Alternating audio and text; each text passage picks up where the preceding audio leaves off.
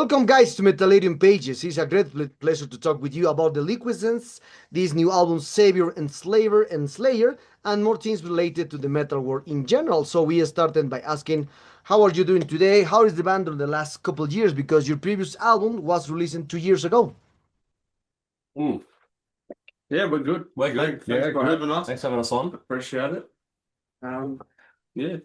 It's the band over the past couple of years, I guess we've done it's been writing stuff, trying to sort out, There's a lot of material. there's a lot of material. Yeah. This album's only one of the rest of what we've written. Yeah, we kind of don't really stop, always in motion, like new songs, new ideas. Yeah, we've got at least another album's worth of stuff sitting there, and probably more. Been writing and writing and writing for the past couple of years, even since before the last album came out. So we've been pretty Always busy with writing, yeah. but we don't have any shows booked at the moment, so something to work on, I guess. Or if we get any offers, that'd be nice too. That would be great. Okay. Okay, and so we can relate that this album is it has bring songs perhaps with the compositions with the previous album, because 2 years ago, and you said that you continue working all the time to compose a new album. Perhaps this album has an old song, or all the songs are new, completely new. Yeah, there's a lot of old material on it. There's a track that was written the same time as the first album, Cursed. There's riffs here and there dating back to I don't know, 5-6 years ago sort of thing. So there's a lot of new stuff. It's mainly new stuff, post the first album, but yeah, there's a bit of old material, new material. Yeah, once we had the last album recorded, we kind of just went into writing this stuff, and because we recorded that album in February of 2023, and it came out in November. So by the time Cursed came out, we already had written basically this whole album by one song, and then just kind of refined it a bit, combined it, just trimmed the fat, I guess. Learning it to record. Yeah, learning it to record, which was a fucking nightmare. Yeah. And getting Lyle to do the drums as well, was sorting all that. But yeah, it is a mixture of, it's mostly, I would say 75% new shit. Would you say? Yeah, mostly. Mostly. Sure, mostly. And even the old stuff we refined and we sort of twisted and changed. Yeah, it's not the same. The only song that stayed the same was Corruption of Fauna, right? That song was the same from before I was in the band. That song's been around a long time. Yeah. Yeah. It's pretty much Corruption came together probably, it was before Cursed was released, but after that stuff was finished, if that makes sense. And then the first single, Compound, that was the first half of that song was the first stuff I ever wrote for Deliquesce. So yeah, it's got a bit of everything.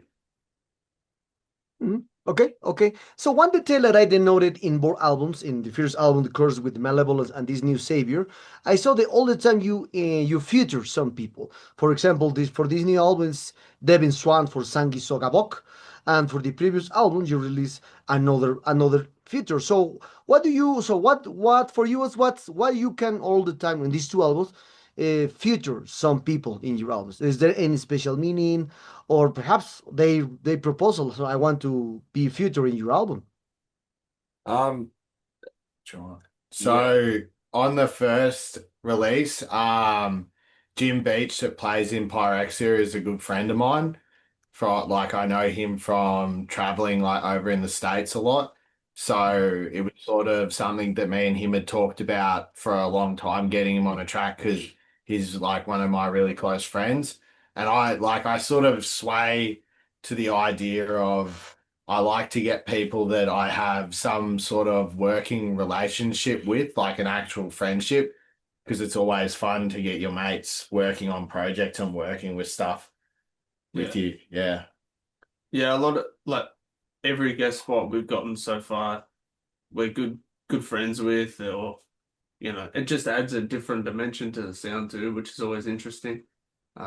Just a bit more variation than just having the three of us do the thing. Yeah, and sometimes it's nice to like we'll write a song and go, oh man, it'd be sick if we had like this person on it. Like their voice would be cool. Yeah. Like with Crypto Botanical, having Tanea from Threshold, when we recorded that demo, we had James doing that part. And then we were like, man, it'd be fucking sick. Like she's got such a good voice. It'd be Yeah. really awesome to have her on this. Or like Plus, it's cool. It's cool to give her the opportunity to push herself out of her comfort zone with a different style of music because she usually just does like metallic, sort of heavy hardcore stuff. So her given a brutal technical death metal band track, it's a lot for her to take in, but she's an amazing vocalist Yeah. and she smashed it. Yeah, like killed it. Yeah. Yeah. It's kind of polarizing if you think about the styles, but it works, and we're super stoked on it. So, yeah, again, it just adds something that not many bands might be doing, especially with that one, like with the higher screen and stuff. Okay, interesting. So now other detail that I denoted with this new album, because your previous album you have a drummer, it was Ricky for the previous one. Now this album you have a feature with Lyle Cooper. So what happened? Why you decide to just to bring three people for this album? Ricky left the band for in the previous album. So and why do you decide to just work with Lyle Cooper for this new album as a new drummer? Yeah, after Ricky left, we were just left in a spot where we were looking for drummers like all over the place, man. We were looking all over Australia, asked like upwards of 30 people, no one bit, so And the people that did took like a month and then went, ah, nah, you know what? I don't want to do it. It's too hard. yeah. So we just kept getting pushed back. Um, this style of music's really not popular around here, Australia. Like this kind of brutal stuff in general isn't. Like there's death metal, but it's not brutal death. And then let alone the technical side of it. Like there is fuck all bands and Yeah, it's a lot of time and commitment for Yeah. like little to no, like pretty much no reward, down here. So I think the other problem is the people that probably could play it are into different styles of heavy alternative music, and they don't see this really yeah, maybe. as what they want to put their time into. Like they don't listen to this music, even though they could play it and probably would be amazing drummers. It's just not what they really want to do. So yeah, I mean like Either that or just like they're too busy already, Yeah. A lot of drummers, a lot of the really great ones are already in three bands down here, so yeah. I'm sure it's the same everywhere too. But for Lyle, we were like, well, we want to get this album done. Because as we were saying, we had all these songs written. So we were like, we'd like to get this album done, and how sick would it be to get a really cool session drummer on it? yeah. And we were looking at a bunch of different people to go for. But like Lyle Cooper is, It's someone that we all were sort of behind the idea on, like, yeah, from like his work in Abhorrent and The Faceless, especially, like we were like, oh man, this is like we basically just told him go nuts. Like, here's the songs, keep the structure, but like, do whatever the Yeah. fuck you want. And he smashed it. Yeah, so I sent him like the songs with guitars and with drum programming as well. So he kept it pretty true to form, but he added so many like crazy things that which is exactly the reason why we suggested him. One of my favorite drummers ever, man. The stuff that he adds is unreal. Okay. Now, so the album is like 1 week older, 1 week older because it was released the last week. So and then this one, so how do you receive? Usually, yeah, the people are talking about the album, comments, reviews, and interviews. So and for this one, so how it was the reception for this new album, for especially for the media, and how do you take, for example, a bad review if you receive a bad review? The reviews have been All reviews are good. all reviews are Yeah, good, people are even the talking bad about ones. it. They're talking about it, they're promoting it. I mean, no bad press. All No. press is good. yeah, like we've always even with the last album, it's always been like nah, bro, get the hardcore vocals out. Yeah. Like, yeah, like that kind of That's shit. a big one. That's a yeah. big one because if it's not You know, Yeah. it's not real. But No, it's been great. it's The been really response good. been like really good. A lot of crazy people saying album of the year already when there's like heaps of months left. Yeah, there's months left and there's probably better stuff That's to come cool. out. But Yeah, it it's been is, really cool. yeah, we've got probably a more across the board positive response than our last one. Yeah, Um, I feel like a lot of different people from different genres are Yeah, getting behind yeah, they're it, like which checking is it out. cool. Just yeah. yeah. It's cool because it's very style specific, but Also there's a not. lot of different stuff in there that kind of keeps it unique, I guess. So and it's cool that that's translating to a lot of people. Yeah, they're finding something to enjoy in this like, you know, it's pretty inaccessible genre. Like, yeah, we're all into it. Like you were in the catastexual motivation show, whatever, but like Mhm. we're all into this shit. But from an outside perspective, like it's pretty hard to get into. So it's cool that people are like finding stuff they enjoy with this music.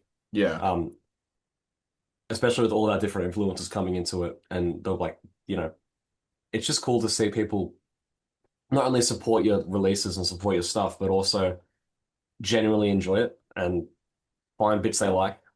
So it's been like people will post like, "Oh man, love this riff." Like it's cool to see stuff like that, or like this part's sick. Mm. People are actually dissecting it and actually spending the time, not just like listening to a few like minutes and being like, yeah, this is awesome. They're actually putting the time and effort in Yeah. to actually listening to it. Even down to like people trying to attempt covers of it. Like Yeah, which is that's the first crazy. time that's happened like with this band. Yeah, oh bro, Um, do you have the tabs so I can learn bits of it? Like, yeah. yeah, it's been real cool to. I'm like, man, I've been looking for members for the last 15 years and they all show up now. Okay. Okay. So other detail with this, well, with this new album and compared to the previous one, that the previous album was released by Days, a small label. And now this with Lacerated Enemy Records, like well-known label into the brutal death metal stuff. Even I have some CDs from that label since always. So and this one, so why do you decide to, for example, to change the label for this small one now with this Lacerated Enemy Records from Russia? So we this album's come out on what, three different labels now. Three different labels. It so was originally only planned to be on Lacerated Enemy and BTK. which is like the death metal Which version is of Days. Like it's Yeah. still him. He's just solo. it's still Days technically, but it's his offshoot like With final death resting metal label place. Yeah. rather than it's more focused on death metal than like hardcore. So yeah, we're still working with Days technically, but and then yeah, we've got so Lacerated Enemy. I was on tour with Disentomb in Europe, and that's when I met him and I showed him some of the stuff, and he was really keen on releasing it. So we figured it was good to like have it available in America and Europe as well. Yeah, we definitely wanted to take, because we know how hard it is for labels to just ship Yeah. stuff around, get stuff printed in different places. And when we spoke to Lumpy about the idea of splitting up the release between labels and working together with other people, he kind of loved that idea because it just makes it easier on people and also gives us more of a spread to go into these different areas, whereas some labels won't be able to get into different places. Yeah, exactly. It just makes it easier for everyone to pick it up without spending, $50 on shipping. Yeah, we know how that is. Yeah. Yeah, Especially, and then yeah. and then Iron Fortress literally like hit us up a week before it was meant to come out and was like, "Oh, you don't have any tapes planned? Let me do it." And then we're like, "Yeah, done." So we've got three So, releases. yeah, there's tapes in America, CDs in America, and then vinyl in Europe, also digipack in Europe through Lacerated. Mhm. Okay, so now, so you mentioned one thing. Well, you mentioned one thing that when you try to find members, or especially a drummer that wants to play brutal death metal, because when I hear your music, for me it's brutal death metal because I'm coming from that era, from since the beginnings of the last 80s or beginnings of 90s when Suffocation, Broken Heart, Mortician, and Cryptopsy appears, the fierce brutal death metal band in the world. But then the brutal metal stuff continue changing with Deeds of Flesh, Disgorge, etc., and they will continue changing. But mostly, as you can see now, a lot of people is trying to relate the brutal death metal stuff with the technical death metal stuff. So especially with the labels. When you see there's, for example, now Deeds of Flesh now plays brutal technical death metal, and I saw that another bands like brutal technical death metal. I don't know why. That's brutal technical death metal, extreme fast. I don't know. There's a lot of labels there. So in this for this situation, so what's your opinion about now? So the label. For me, you play brutal death metal, but I read some reviews from your album that you play brutal technical death metal. But for me, it's brutal death metal, as I know. Yeah, we don't even call it a brutal death band. It's just a death metal band to us. I've always considered it just death metal, but I mean, I do get like the brutal death metal aspect. I mean, that's kind of what really influenced me when I started like playing for real. So it's there, but I don't know. I guess I just kind of consider it just death metal because I don't really want to get too involved in the subgenres and all that shit. But Yeah, I feel people I, get too deep into yeah, I definitely think our sort of sound is still kind of rooted in the early 90s before it started to be called brutal death metal. So yeah, like it has a lot early suffocation, like even like disincarnate and that sort of stuff. Like you wouldn't call disincarnate brutal death metal, would you? No, You know, no, it's too, yeah. it's a bit of this and a bit of that. But it's all our different influences too, Yeah, like yeah. especially with like when I think about placement with vocals and just different things, like I look at a lot of different bands. Yeah. Like it's not just brutal death metal stuff, like, it's a lot of it's like more grindy sort of like stuff like Circle of Dead Children. It's funny though because like pretty much like every brutal death metal band is already technical. Like Yeah. you need the chops for that style. Yeah, Unless you're like Just Mortician or yeah. something, which you could probably call brutal death metal as well, but a yeah, bit more ignorant, you know. Um, I guess without the technicality, it's just slam. yeah, but like, yeah. you know, Suffocation kind of started it, I guess. Yeah. Then what? Who really took that further was like Disgorge. That's technical, man. It's just like more rooted like down, Down the low end, yeah. yeah, in the low end side, you know, it's more like to me that's way more brutal than like Necrophagist or something.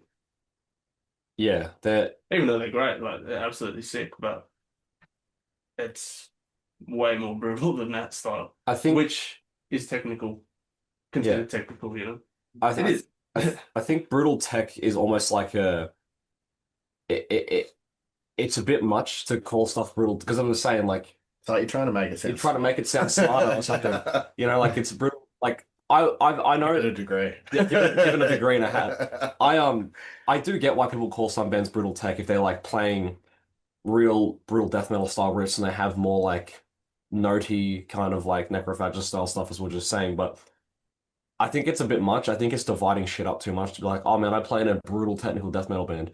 Because then also if you play in a technical brutal death metal band, that's a different thing. Like it's not that serious. It's Yeah. you're playing it sounds the same to anyone else who's not listening to it. Like it's it's probably a bit much to get real into the genre kind of specifics of that. And like for us, we get called everything.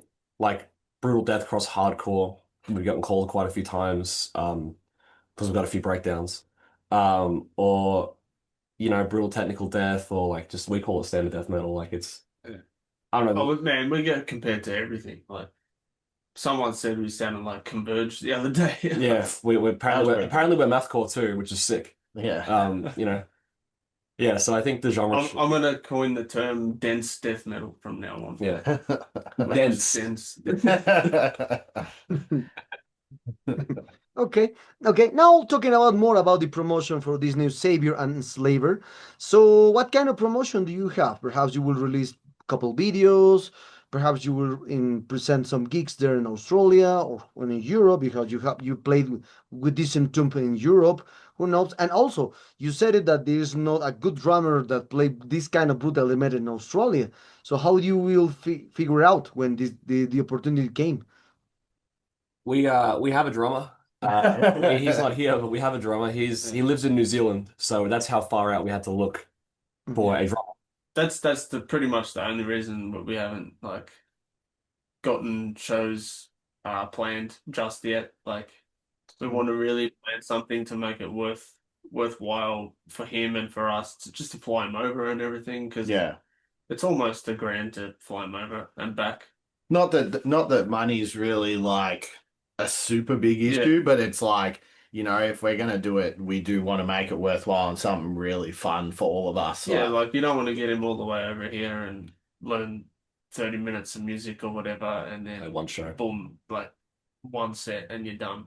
Like, yeah. And I think also to get him to take like a lot of time off work as well, to be like, oh hey man, just put your life on hold for a couple of weeks, come over here yeah, to play 2 shows. Like we would have loved to have done an album release show or some kind of tour or something over here in Australia, but nothing. poor planning. Poor planning. This album actually we didn't really plan for it to come out so early. We kind of well, like it was done and ready to go, but we just based off last time we thought it would take longer to come out. And then Days was like, oh no, do you want a single to come out in 2 weeks? And we're like, oh shit. Yeah, sure. So we've kind of Not that it hasn't been good, it's but been a good just thing. It's like, actually been quite a good thing, but it's like Adrian's done some guitar playthroughs. I want to do some bass playthroughs at some point. We would have loved to have done a music video. I still want to, but yeah, like Yeah, I'd really like to do one for a song or something. yeah, it'd be nice to do one of something, but yeah, I probably should have done more art stuff for the songs, like I did for Cursed. I did artworks for the singles and singles, stuff, like I did artworks to go with them, but this time I've just been way too busy with other projects and other stuff that it's sort of I just haven't really had the time. Yeah. And we've spent for myself, I've spent way too much time writing other stuff. So, well, for the same band, but you know, yeah, we're like 2 steps ahead. I've always got my head in the clouds. So, you know, we're gonna plan some shows and stuff eventually. Yeah, we'd love to play these songs live. Okay. Okay. Now, one thing that captured my attention, especially for this Savior and Slaver, is that you don't overproduce in studio because the guitar, the bass, the drummer sounds so organic. That's one thing that I love for this album. But as you can see now, there is a lot of the standardization in the street music, especially because the curious thing about the extreme music, it is especially for the death metal. The death metal always, since the 90s, pushed the boundaries of the recording, of the technician. All this is just for the death metal. So, and in this situation now, you can see in the round in Europe and US and in other countries, you can see a lot of good bass players, guitar players, everyone. In YouTube channels, they have a lot of YouTube channels. And with this situation, we have a lot of the standardization of the sound in all this kind of music, especially in the street music. So now, how do you see this standardization of the cleanness and all the string music now? Because there's not like you said it. Disincarnate in the Dreams of Carry On has a different sound. It's not something like that. But now we have a lot of cleanness in a lot of the extreme metal, especially. Yeah, I think Shouldn't be clean, man. it shouldn't be that clean. And it's, I mean, I feel our album is as clean as you'd want it. Yeah, Like, it needs grit. Yeah, it needs that. Otherwise, it's not menacing, man. It needs to be menacing. It needs to punch you in the face, you know. I don't know. It's our album is clean because you can hear everything, but it's not. It has a certain vibe that, you know, it's still raw enough. Like It's the stuff that it's the same, it's things that inspired us yeah, exactly. when growing up and listening to this stuff. And like, you know, we liked those releases from back in the day because they sounded like that. Like they had that rawness and the quality to them Whereas you don't really want plastic because as soon as saying there's plastic, it has no soul. Yeah. It has no dynamic range either. No. Like you can hear every note, but at the cost of like the vibe of the music and the feel of it, where it just kind of feels like it's been shit out. Because like as you were saying, there's all these incredible guitarists and bass players and drummers, and they have all these subscribers and stuff, and they're all good musicians. But whenever they go on recordings, a lot of the time they end up being like, I'm not throwing shots at anyone, but a lot of the time they end up being quite like it doesn't really have the impact. It's like, oh wow, he's playing real fast, that's sick, but it doesn't have the impact of it because it's so clean. You Yeah, kind you need to keep the soul in you got to it, keep the man. soul in it. Mm-hmm. Yeah. I mean, I also love like I also get the overproduced sound, I like the real gated guitars and stuff. That sometimes that stuff sounds really cool, but Mm-hmm. for death metal and for this kind of stuff, it needs, as I was saying, it needs to have grit. It's got to have a bit of mud. It's got to be a bit shit. It can't be too good. Like it's got to be a little bit shit, you know? But it's the same with vocals. Like, you know, some of the vocals that I recorded, you'll hear like things in it that I probably could have changed and done differently. But the thing is, like, you know, I like the variation. I like hearing things. Like, I want it to sound real, not like it was generated. Like, Yeah, yeah. You don't want to make everything too perfect, you know, because then because then when you play live and it's like not like that at that's all. all it Like, really comes down to. You just want to replicate your sound live. So Yeah, like we all left mistakes in, but they sound cool and they sound like just us. little Yeah, bits, They little sound like bits us. here and there. Yeah, little bits here and there that like maybe could have done again to make it perfect, but or edited and or any of this, but but then it's not natural. we're just Yeah. not interested in that kind of thing. Hmm. Okay, okay, I understand. So we are very close to this interview, guys, about this one especially, and we are a little far away from the Liquids, the Savior, Disney album, the gigs, and the more things related. Yeah, as we all spoke about this, then now the cleanness into the extreme metal. Now that's for the black or the death metal. Now there's a lot of cleanness. That is not used to be like 80s or 90s, but now we have that one. So I mean, with this situation, you can see that every weekend we have 1,000 records. So that is not 1,000, just 50 or 60 releases per weekend. So it's impossible to catch all these kind of releases. So and for you, what's because when I spoke with old people, they told me that that is bad for the scene, that's bad for the metal scene because there's too much releases, don't have enough time to hear enough, and there's overpopulated records. But now and also there a lot of people think that it's good for this scene because you have new records, you have new music and more things.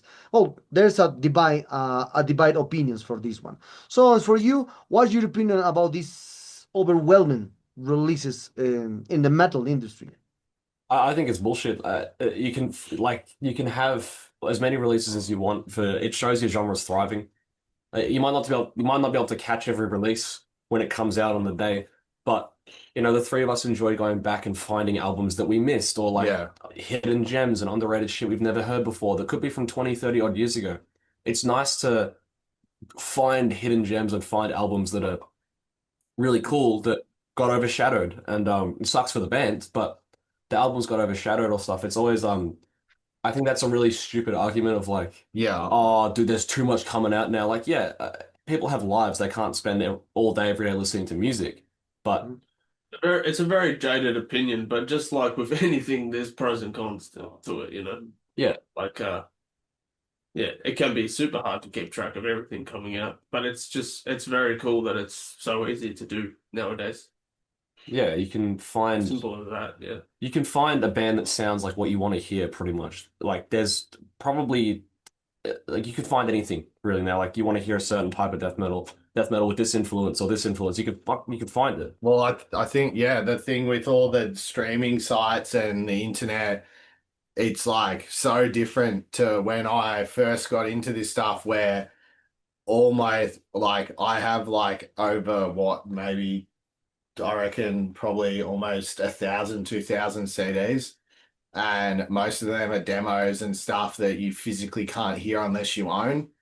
And I like I've sought that out and over the years, and the thing is like I feel a lot of stuff now is like handed up on a plate by Spotify, by you've got all different channels doing stuff. But the thing is, yeah, there's a lot of releases, but you've just got to pay attention that's it, and it's really not that hard. Like it's Yeah, it's set up not. for you. Like you've got Instagram, like people like this. It tells you what bands that you should listen to of like things. Like, you know, you might miss a release here or there, but you're gonna find it sooner or later. Mm. Like, Yeah, Yeah, it's a very close-minded way of looking at it with like, oh, I don't have, oh no, I didn't, because you don't have to listen to stuff on release. Like that's that no, you don't you can listen to stuff years later and still enjoy it. The real actual when it came out doesn't usually change the enjoyment. no. Um, and it is really cool that our genres are thriving and Well, making, that's yeah, the most positive that's the thing best thing is, about it. yeah, the biggest take from it is that do you want your genre and your scene and your peers to be doing well and releasing music, or do you want there to be five good releases and then everyone else can't find members and no one's releasing music? Yeah, it's the saturation just like, I mean, just proves that like you got to do something to make you stand out, yeah. and that's the main thing, Hmm. Okay, okay. So, And and one of the last questions from this interview, guys, is because as we are speaking about the death metal, so now, well, the death metal is for me is curious because when I was in the 90s, I remember when the death metal appears in the world with explosion and everything, and all the time the death metal brings the boundaries because thanks to the death metal we have technical death metal, progressive death metal, experimental black metal, avant-garde metal, and I have a lot of records here in my collection. There is a lot of bands mixing every kind of music, but with death metal. So I don't know why. Even and when the black metal explosion appears at the mid 90s, it doesn't have that same. It didn't have the same explosion. Experimented with a lot of styles because death metal is experimented for the first time with jazz, with blues, but the black metal experimented with jazz and blues passed from the 10,000s. So, but now the metal all the time brings this situation: experimental, technical, progressive, hardcore. I don't know, crust, like Autopsy did in the first time, this kind of, or the punk, hardcore. There is a lot of mixture with the death metal. That's a curious thing because just the death metal brings this experimentation into the metal scene. So now for you, why do you think, or why always the death metal brings is just more popular to experiment with another styles that the heavy metal doesn't have, the thrash metal doesn't have, the power metal not, and that's why. Do you think it's because it's sort of a symbiotic sort of genre that you can push? it's interesting that you mentioned this because like I've had this sort of conversation with a lot of people. I feel like it's the exact reason why I got into death metal because it's just so extreme. There are no boundaries. You can do whatever you like, and I'm not saying that like just chuck everything in there and it's sweet music, but No, um, there are ways that you can work around it and make it something that's like stands out. Hmm. I think another crazy thing is like I know we always cop flack for it, and it's my fault, and because like with hardcore and stuff. But the crazy thing is like talking to a lot of my friends in New York and like especially Long Island, a lot of my mates like people from Pyrexia, Internal Bleeding, stuff like that, even Dehumanized. A lot of those dudes when they first started going to shows like on the island the bands that they listened to, like they didn't really care about genres. They listened to stuff like Agnostic Front, like Madball, but then they also listened to like Immolation and like all they mixed ideas together. They had like it wasn't like, oh, we want to create this. They were just open to ideas. And it's just a really interesting thing because it came organic. Like it was Hmm. what they were surrounded by at the time. Mhm. Yeah, I think a lot of the coolest stuff these days is stuff that experiments with different genre ideas and different like it adds different different layers to the sound because I mean standard death metal has been done before and always and I don't think it's milked dry but pretty standard death metal is like it's been done for a long time. And you got to do something good to stand out. Like Yeah. to do something, you need like you've got your classics, and they're memorable for a reason. Like, Yeah, exactly. It's like old school death metal is called old school death metal for a reason. You don't have to keep playing it. It's you know, it's the experimentation comes. Rich, did you know you're in Deliquesce? Yeah, but not like we're not playing fucking, Yeah. We're not really reinventing the wheel or anything, but we're just like well, we're creating what we want to hear. yeah, I very clearly like wear my influences on my sleeve, and as do these guys, but um I've lost track of what I was saying, but I think to answer your question about black metal not having as much experimentation, I think it's black metal to me has always been more of a vibe. It's been more of it's more about the aesthetic. I'm talking out my ass. I don't listen to black metal that much, but it's more about the appearance, and the actual sound has to be sort of black metal. It can't be like with death metal stuff, you can fucking add anything you want. I guess black metal went in different ways though. Like you have a lot of black metal that entwines itself in noise and industrial sounds, which death metal does go into those realms, but It's not as popular. not as like you don't really have that many noise. it's kind of fascinating though, because like when black metal started or whatever, like what was considered black metal, like Venom, had way more to do with like punk and all that. Yeah. But now it's like way more about theatrics. Yeah. So I don't know. This is why I don't get like too involved with the genre thing, because it's just I'm not sure. I'm not sure why exactly death metal invites all these different styles, but I don't know. I feel like bands just do their thing, and the more extreme that it gets, it's just kind of coined some form of death metal. Yeah. I don't know. It's funny. You even have people that, like, you had for a while people that were in metallic hardcore bands that were trying to have more like sound like death metal bands or sound like Crowbar or stuff like that. Like they were focusing on heavier sounds because they were gaining influence from death metal. And I think it's funny that death metal breeds so much creativity when we also have a lot of people who in the fan base doesn't like it that much, and it's kind of like That's why they're the loudest. the loud minority is like, oh bro, this shit's stupid, bro. Why would you add this stuff in? Or fuck, keep this out of death metal. Death metal has the loudest haters. Yeah, 100%. Great. Well, guys, thanks. We arrived at sad moments of this interview. I hope you enjoyed this one like me. Thank you for your time. This album is a great one. Congratulations. I did my pre-order for Lacerated. I hope so arrive soon. So, and perhaps do you want to add something to your Latin American fans and obviously Metallirum followers? Would love to come there or something. Yeah, we'd like to come That'd over be and crazy. play. It'd be fucking great. Thanks for having us on. Yeah. Thanks for pre-ordering the album and checking it out and listening to it and like inviting us on. It's really cool to have the recognition and people actually want to hear what we have to say, because we have jack shit to say, but it's cool to actually get to, talk about it. Yeah, I don't really know. No, thanks for having us. Yeah. Great. Anyone that out, like, thanks for giving it a shot, even if you hate it. Yeah, even if you hate it, you've given us Cool. 3 cents on Spotify, so thanks, matey.